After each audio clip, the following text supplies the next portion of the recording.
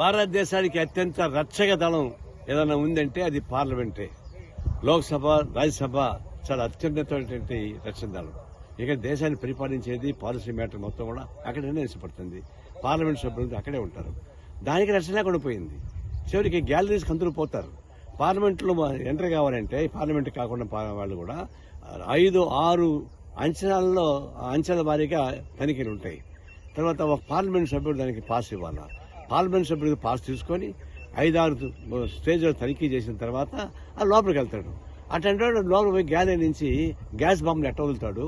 దీన్ని బట్టి ఏంటంటే బాంబులు కూడా వేసి ఉండొచ్చు కదా. భగత్ సింగ్ బాంబులు వేశాడు ఆనాడు, కానీ ప్రజలకు సంబంధం నష్టం లేకుండా. కానీ వీళ్ళు తప్పేసవచ్చు కదా వీళ్ళు.